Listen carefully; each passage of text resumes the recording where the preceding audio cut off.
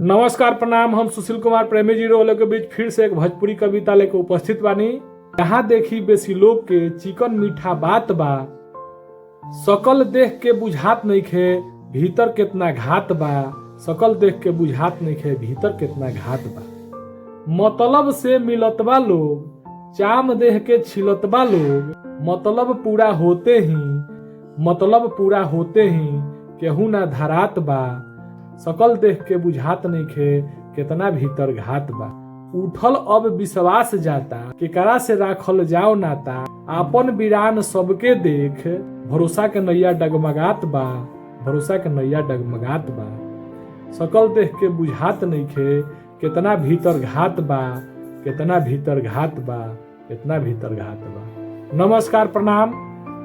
जय हिंद, जय बिहार, जय भोजपुरिया। रोलों के बीच फिर से हम भोजपुरी कविता लेकर उपस्थित होके। धन्यवाद।